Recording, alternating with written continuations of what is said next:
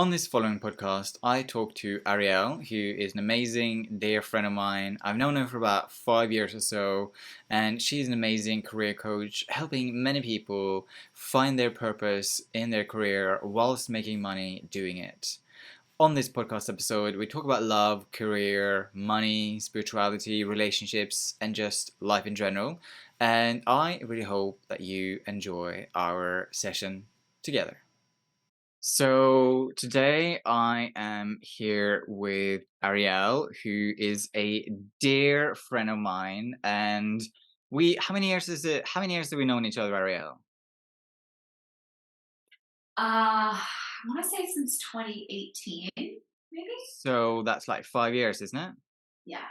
Yeah, 4 or 5 years. And I remember that we met downstairs at the decoded offices.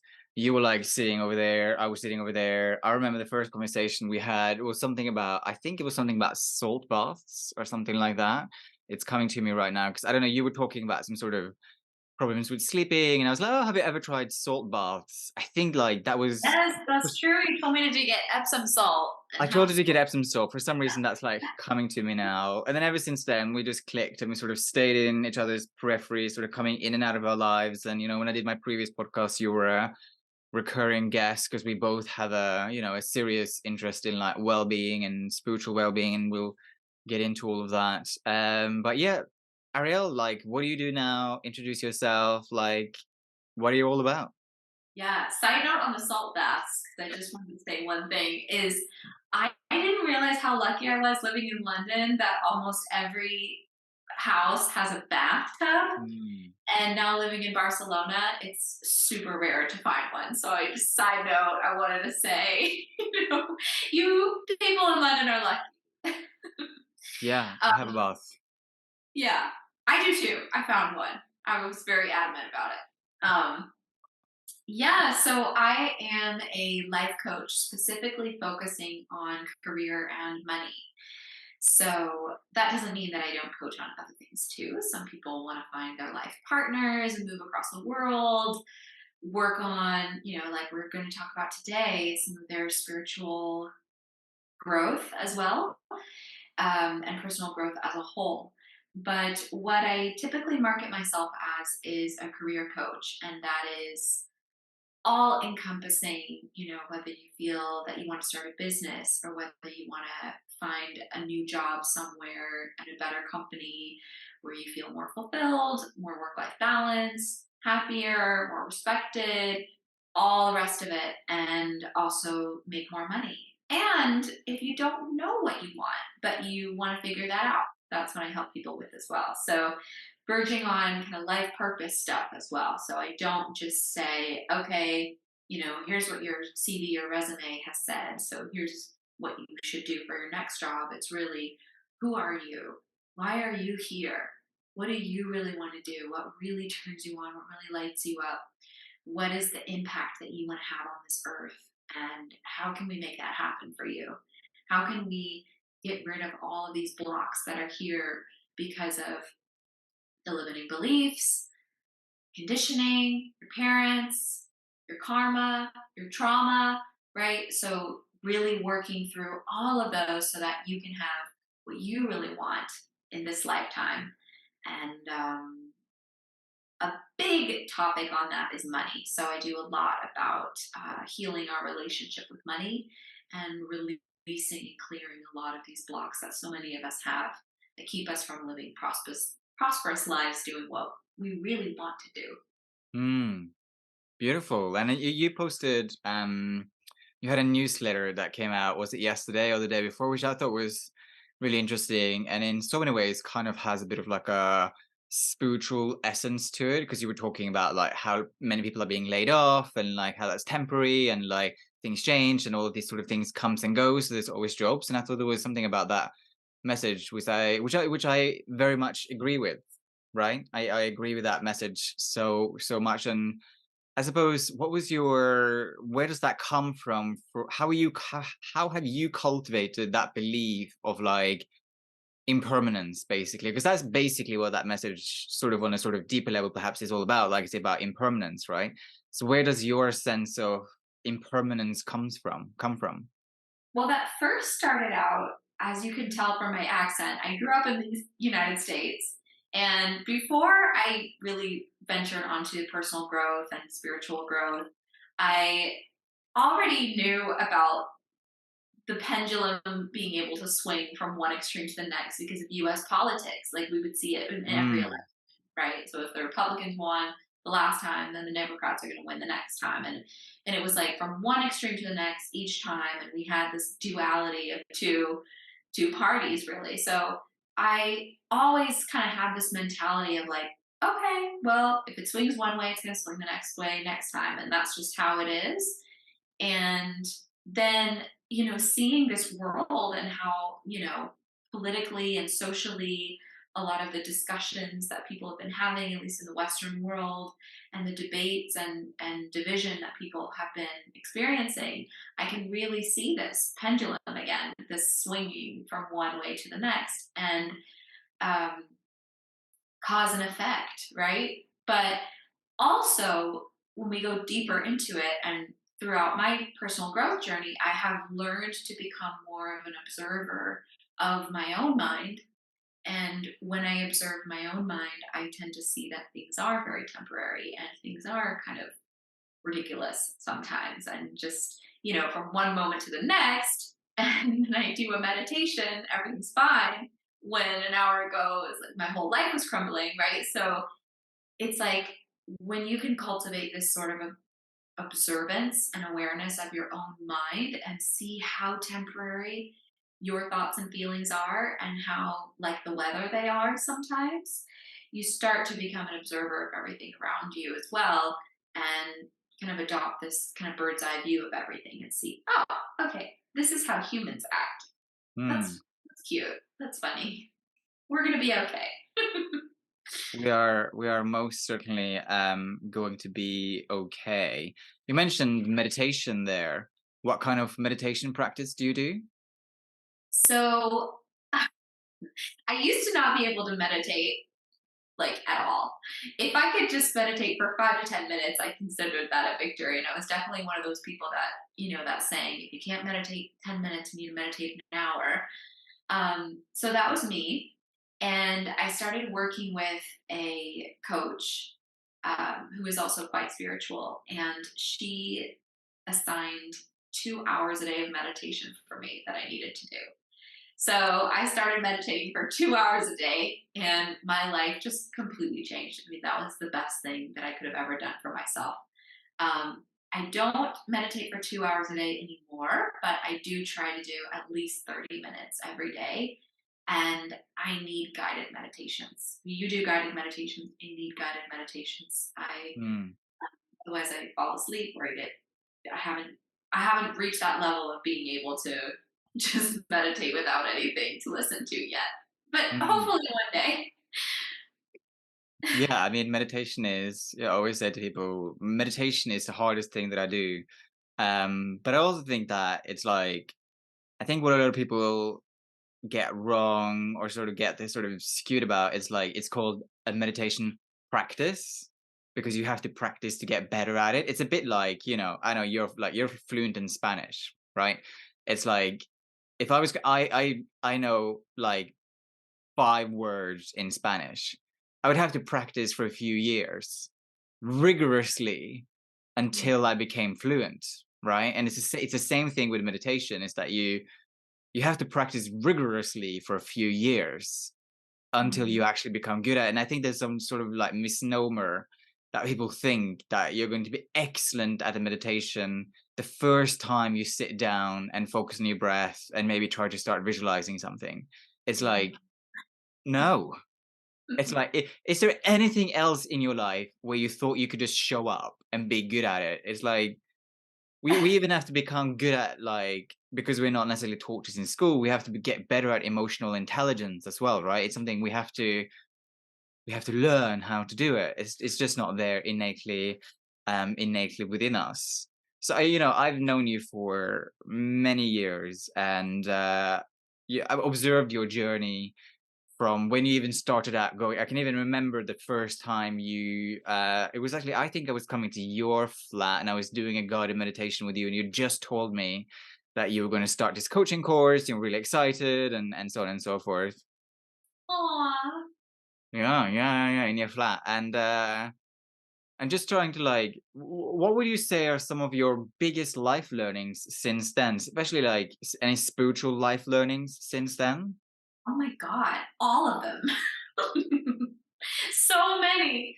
Okay, so I think back to, I think that was really the start of me having more awareness just as a whole, you know. And that started from doing this coaching program. And I remember doing the first exercises they had us do before we even went to any of the intensive weekends where we had to learn how to actually coach. Before we were even learning how to coach, we had to answer these questions about ourselves. And they were so deep that I had this feeling that was like, yes, this is what I'm meant to be doing. This is it. I feel so alive right now just answering these questions. And I knew that this was the path that I needed to go on. So, since when I was little, I wanted to be an opera singer and I became an opera singer. But that was the only time I think in my life that I remembered where I felt that kind of passion ignited within me and I actually followed it. And so many people do not do that, which is why I do what I do, because I want people to know what that feels like, because there's a reason for that. But I digress. So I was following that and did my coaching course and had so many realizations where, first of all, I moved out of London. I left London. I went back to Texas. My mom was having some health issues, so I went to go and meet with her and just kind of regroup and think about what I wanted to do with my life. Then COVID happened and I was stuck in Texas. So that was really the start in my coaching journey where I started thinking, okay, but the coach mentality about this would be, why is this happening for me instead of why is this happening to me, about COVID and being let go from my job and this and that and the other. So I started adopting that kind of mindset. This is happening for me. Everything's a gift. And things started to really change at that point. And also following this ignited passion within me, like seeing where these things could go when there was something that lit me up. Um, so the first part of my journey in that sense was really creating a career where I felt passionate about what I did and like I was doing what I love every day so that I didn't feel like I had to work anymore, which is amazing, and create the flexibility and freedom that I had always wanted, and no glass ceilings, no limits to how much I could make or what I could do. So really freedom in so many ways, and also the freedom to be authentic and freedom to evolve. And so I get bored really easily doing one thing. So coaching allows me to use any new tool I learn immediately. I can put it into practice to help someone, which is amazing. Um, so I really was able to create the career that I have always wanted. And when I saw that that was possible and I could just believe that something was possible and then create it, that was a huge turning point for me, because up to that point I had had really unhealthy relationships as well with men. And then I thought, okay, if I can do this in my career, if I can create the career I want, then I can create the relationship I want, right? So I started on that journey. So there were so many things that changed for me. So many things toward the career, the relationship part of it. I traveled around. I was digital nomading when the world started opening up, and before that as well, I had when I was a teenager, I had PCOS, which is a hormonal imbalance, and doctors will say there's no cure. Many doctors told me there was no cure. They put me on the birth control pill, which stops ovulation, which is a normal function of the female body that it needs to do for optimum health. So that's a whole other podcast that I'm not going to go into. But basically, I also was able to form this connection with my body because I had better awareness and I was no longer fighting against my body and thinking that I needed to control it. And I actually allowed it to give me messages and listen to the messages, and I was able to heal this imbalance myself. So lots of changes. What was that process like of reconnecting with your body? Like, what was that like?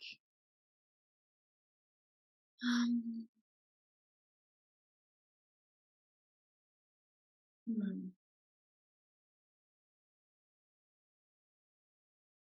I think what first started it was learning about feminine and masculine polarity, which was like a hot topic a few years ago, and in the spiritual space and the coaching space and yada yada. And because our society in the West for the past 4,000 years has been pretty much patriarchal, this inner wisdom that feminine qualities have kind of been repressed a lot and demonized. And I mean, intuition was like, oh wow, that's not a real thing, right? All of these things that are parts of us and parts of our feminine nature that we all have within us were repressed. So learning about feminine energy was really eye opening for me. And part of that is actually being in flow and listening to your body and not having such a rigid schedule with everything and not always needing to control everything. So that was a big game changer for me as a woman because since I was a little girl, we're taught you have to be a certain size to be worthy. You have to look a certain way to be worthy of love and worthy of anything, to be honest, worthy of even being seen, um, worthy of eating, right? Of even nourishing yourself. So that was eye opening to really allow my body to just be loved by me the way that it was and to be listened to and respected. And then I started little by little, I started to identify, oh, when I eat this, I feel kind of crap. When I eat this, I feel amazing. When my body tells me this, it means I'm full. When my body tells me this, it means I'm hungry. I mean, basic stuff that I think children should be learning, but they're not. A lot of times, I've seen people at restaurants tell their kids they're not allowed to have dessert unless they finish their giant plate, right? Which I think is horrendous because it teaches kids to not listen to their bodies. But anyway, again, I could do a whole podcast on that too. But it was really just building this connection with my body again that I guess hadn't been there since I had been really little. Because you never see a 1-year-old child finish their whole plate if they don't want to. They push the food away. They're Mm. very in connection with their bodies. So that's what I had to rebuild again. And when I did that, I could actually listen to and feel when I was ovulating. I could feel the different shifts in my cycle. And there are 4 different phases in the menstrual cycle, and each one produces different hormones in the body. So the female brain will actually change 25 to 30% throughout each cycle, which is crazy, right? Mm. Because we're having completely different experiences of the world basically during one cycle. So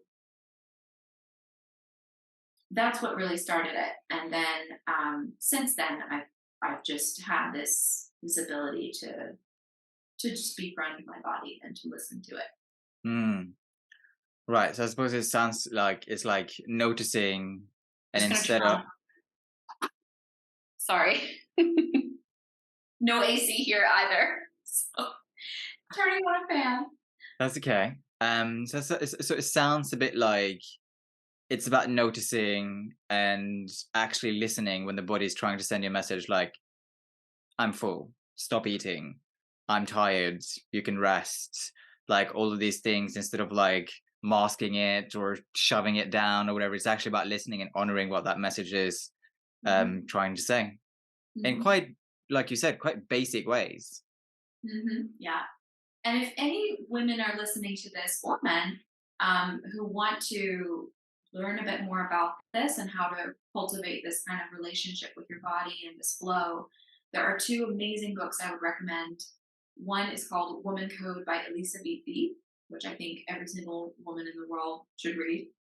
And another one is called Eating in the Light of the Moon by Okay. Dr. Anita Johnson.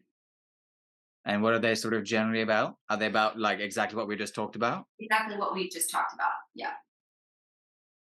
Oh, interesting. Yeah, because like obviously it's not necessarily a trend. Like no, I suppose it is becoming more known, I guess, which is more like somatic practices and somatic therapy, and sort of which is all about reconnecting with your body and listening to that and using that as a form of healing, right? And reconnecting with whatever that means to you. So in terms of working like with your clients at this time where there's like, cost of living crisis, prices are going up, the earth is seemingly on fire. Not to go into like a scaremongering place, but I love how you what's said seemingly. what's showing up for your clients? What is what? What's showing up for your clients? Like as issues, problems, like what kind of patterns, like what's showing up? Yeah, many different things. They are all unique gems that I love so much. Um, if I were to think of something that is connecting all of them, I definitely think we are reaching an era in humanity where, and I think this was catalyzed by COVID. So I think there's a gift in everything. And one of the gifts of COVID and that whole situation is that we've kind of started to revolutionize the way we think about work and career. Mm, And so this is an amazing thing because we've been operating in a really old, tired system for a really long time. And now a lot of us are waking up and thinking, hey, you know what? There's a better way of doing this. I get to actually have well being. Get to actually have mental health. I get to actually have fun in my life and enjoy my life before retirement. I get to have a whole life that doesn't just revolve around work. And I also get to decide what my work is at any point in my life and not just before I go to college and that's it. Right. So there is this sense of newfound freedom and kind of a wake up call. It's like, cool, what do I want now? Because I get to have it. But I think depending on what generation people are in, this looks a little bit different. So, for example, I have some clients in their 50s that are nearing retirement. And in that generation, they really did have this mentality, you work until retirement age and then you can travel and you can do all your other things. But before that, you need to just work and put in your hours and make a salary and provide. And that's your life, right? mm, And our generation isn't like that. And by our generation, I'd say millennials. We are kind of in between that and the future and Gen Z, where we were the first to really have this mentality of, you know what, I actually don't want to be abused at work. Like, that's not okay. I'm not going to work somewhere where I'm overworked and underpaid. I'm not going to work somewhere where people are not treating me with respect and kindness and where my health is suffering. Like, that's not okay.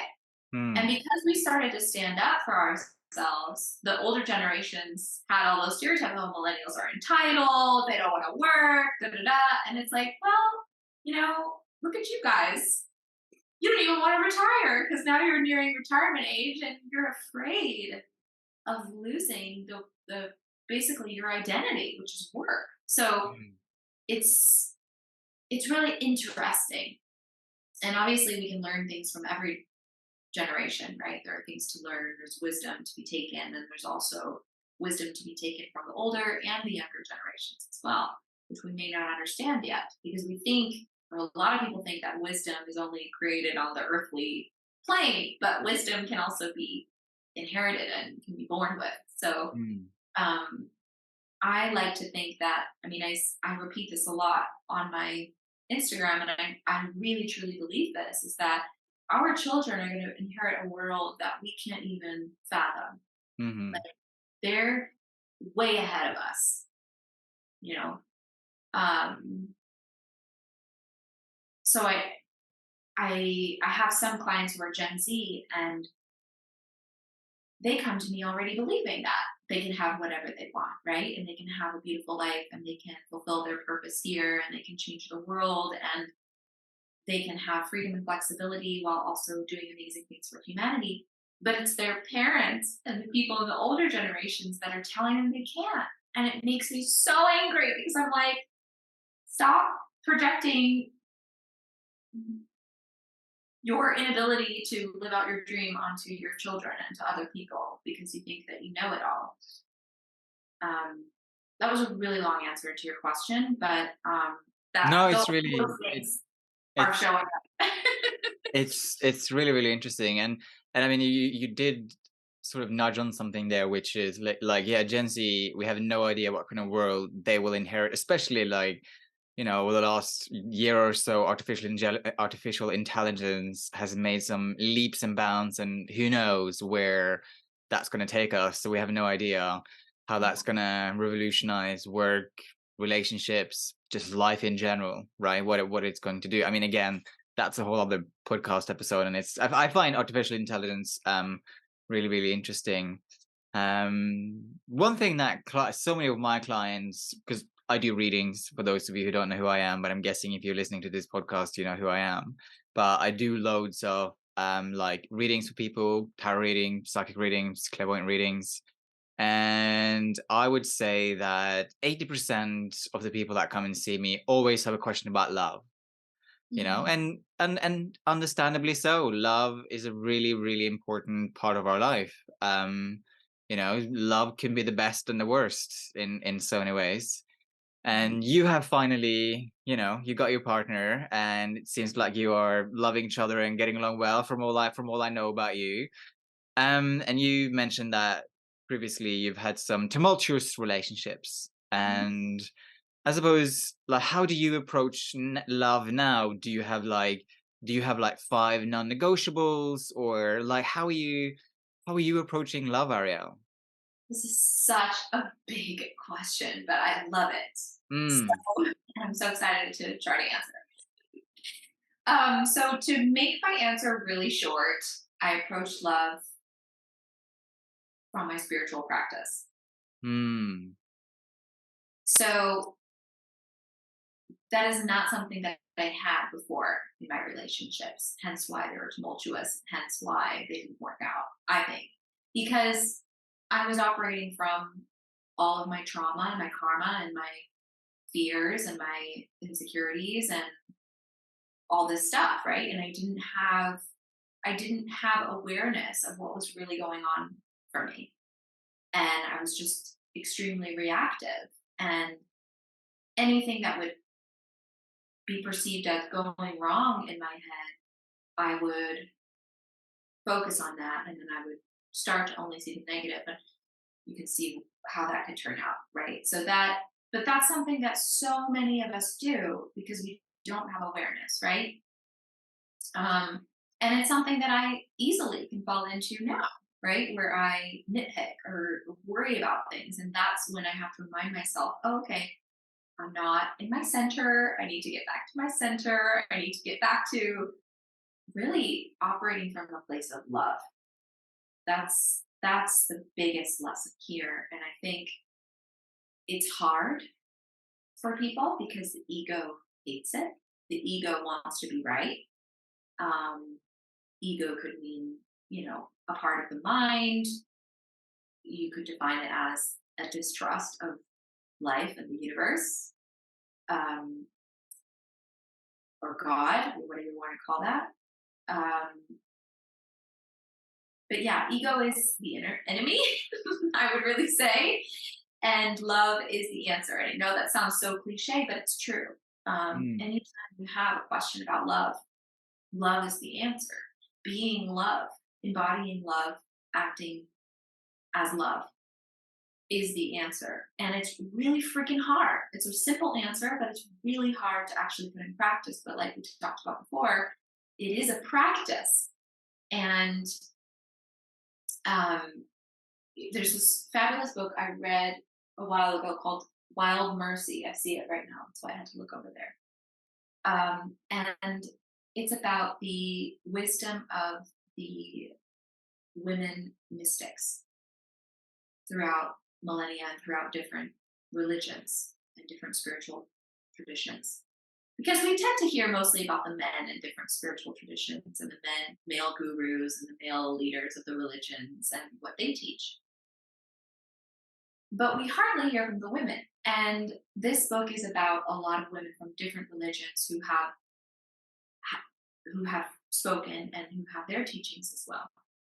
And one of them that is really profound for me is that, you can go and live in an ashram, or you could go and live in a cave somewhere and devote your life to your spiritual practice and learn to levitate or whatever it is you want to do there and transcend the human experience, right? Or you could do the hard work, which is to try to be in a relationship with another human and to have a family and raise kids, which is the real spiritual work, is what these women mystics have taught. So I don't think there's one right way or one wrong way. I think, whatever way feels right to you is the way that you're meant to do that. But for my own spiritual purpose here on earth, which I have discovered little by little, and I'm still discovering every day, part of that is going to be through relationships and through being a mother. And that is part of the spiritual growth that I'm meant to have here, is through that medium. And I think those of us who are drawn to being in relationship and who are longing for a partner, that is part of your spiritual growth too, because the partner is going to trigger you and it's going to show you all your shadows that you get to work on. And that's part of your spiritual growth, right? So, Mm. but you do that for each other and also for the purpose of helping each other grow and transcend as well. So it's a beautiful thing. It's also a hard thing.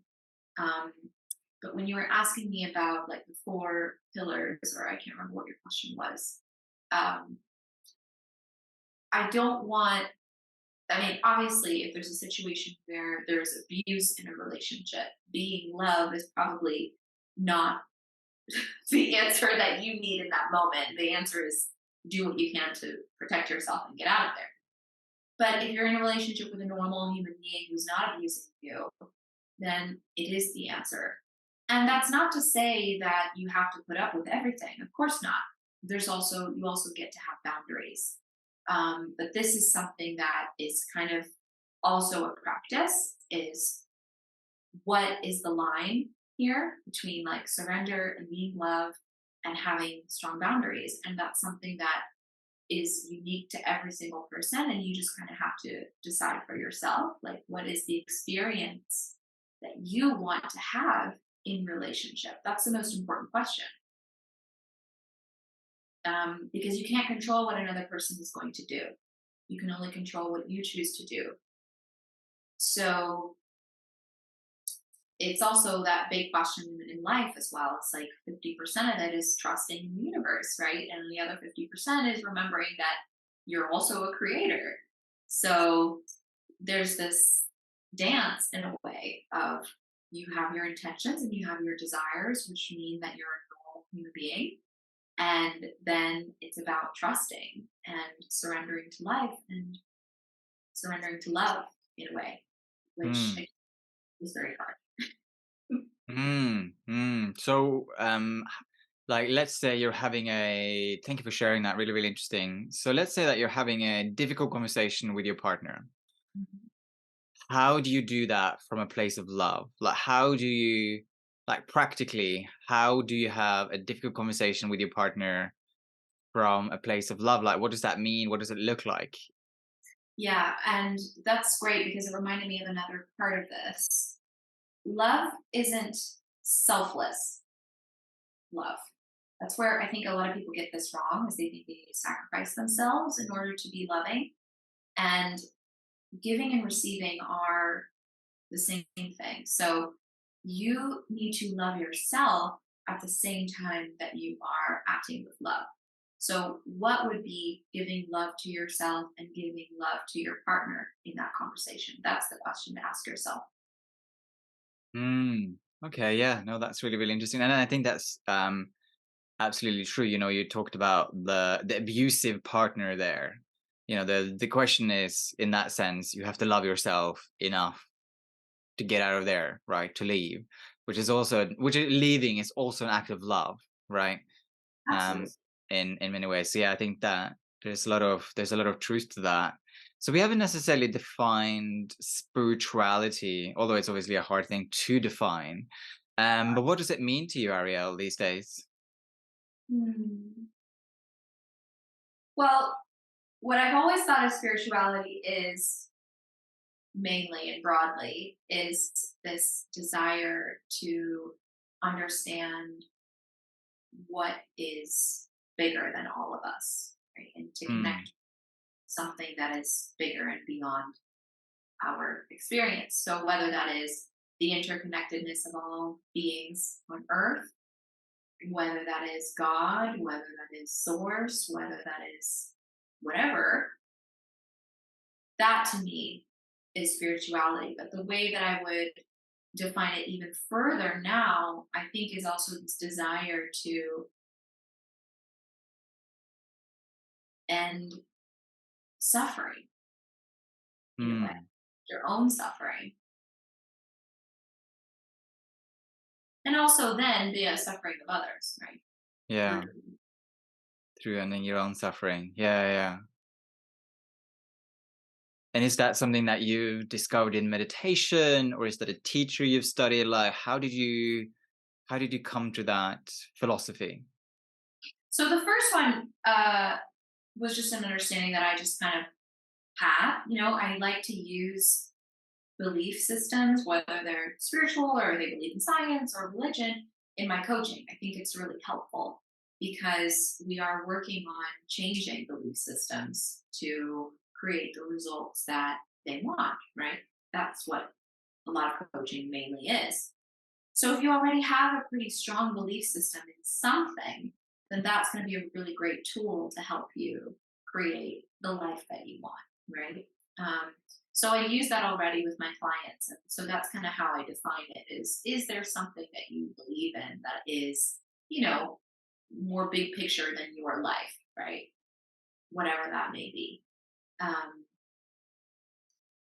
and the ending my own suffering part, I kind of came up with that recently when I realized the more I delved into this and the more I could reach that state of joy and love on a day to day basis, the more my life was just, I mean, I would look out the window and just see brighter, more vibrant colors. Where before I would just be like, okay, that's a tree. Right. And now it's like, I feel like I live in this beautiful Garden of Eden. Right. And also being the change in my own life, in my own relationship, in my own business, and everything, and seeing how amazing that can be and how much more amazing I feel. That to me, it was like anytime I slipped out of that and back into my own suffering, I was like, nope, nope, gotta get back to how great I was feeling before. No, no, no. Beautiful, beautiful. So both you and I live in an urban environment, right? I live in London. You used to live in London. Now you're Barcelona.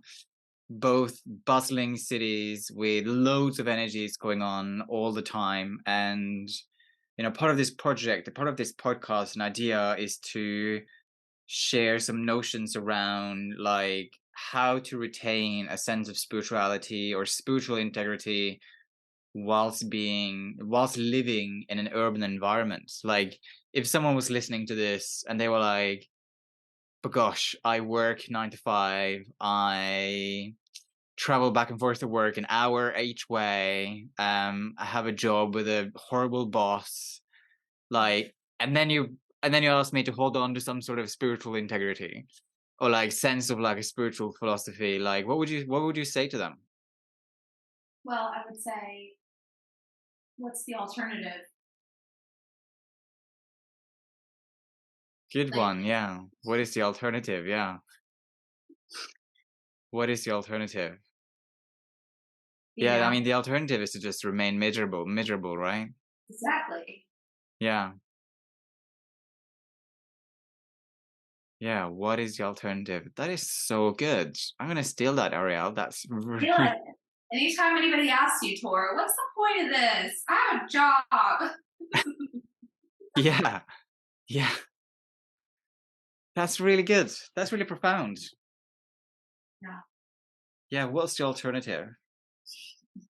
So I suppose then the question is, how could they, in your opinion or your experience, like how could they bring more spirituality? Because this is something I'm really interested in, is like compassionate leadership, conscious leadership, spiritual leadership, call it whatever you like for both like people in quote unquote middle management sort of role and obviously senior leaders and whatever, like how can they all bring more spirituality into their daily life? Like how would they do that? Well, those are all fancy words for really just saying, like, not being a dick, you know? Yeah. So nobody's fault. I've been a dick a few times, but it comes from that place of being and feeling miserable and feeling like you have to fight life and like this distrust of life and this feeling like you have to fight for what you want or else you'll never get it. And there's a way out of that. And it's beautiful and it's so worth it. And it's worth it to try it at least. And I would say step one would be this practice that we were talking about, which is the self love and love for others. So if you can do that as a leader, you will be a compassionate leader, you will be a benevolent leader, or whatever you want to call it. That's one way, which is, I would say, like the most important way. If you want to start with baby steps before that, I would say start a meditation practice so that you can calm yourself down and you can experience what it feels like to not be run by your mind and your emotions. I don't know who said this quote, but there's a quote that is uh, the mind is an amazing servant and a terrible master. I think I've heard that. Yeah. And it's true. But True. most, like 99.99% of people are just letting their minds be the master, right? And that's why they're having all these problems.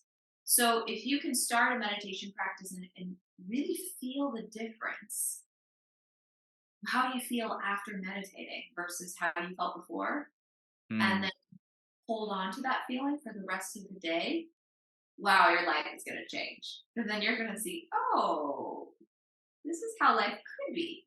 This is how life could be. Yeah, no, I totally agree. So it's like step one, don't be a dick and practice some self-love. And like step two is start a meditation practice. Yeah. Or step one could be step two, or step two could be step one, whatever. Yeah. Whatever feels like the best next step for you that's doable. Yeah, yeah, yeah.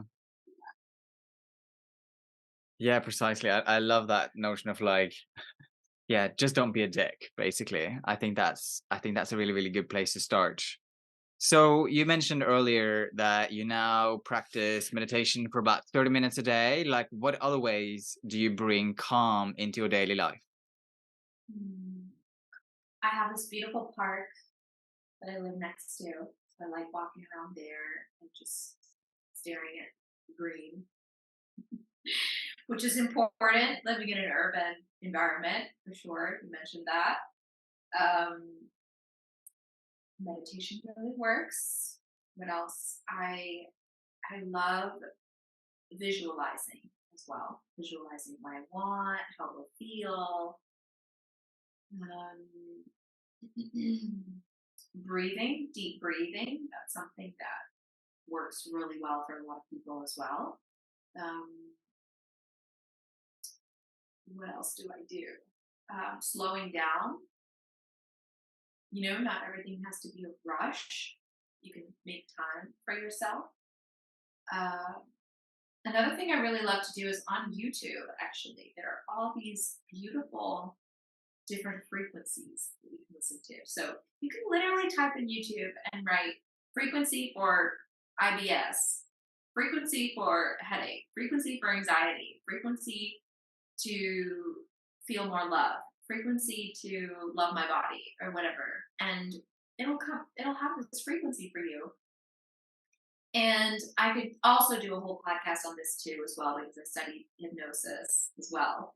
And there are different frequencies that our body and our nervous system react to in different ways when we listen to them. And Albert Einstein talked about this as well. So this isn't just hocus pocus. Like, this is real, stuff here. And there's a certain frequency that activates a different part of your body. And that can calm the nervous system as well when you hear it. So that's also a fun way to do it too, is you just literally just turn on this YouTube video and feel how your body just relaxes and listen to Mm, that sound, that frequency. It is amazing. That's mm, one mm. quickly as well, Yeah, no, especially I if I'm think in that the city. yeah, I think that hypnosis has a real has it like hypnotherapy or hypnosis in general has a real interesting power, and that's yeah, like that's another podcast.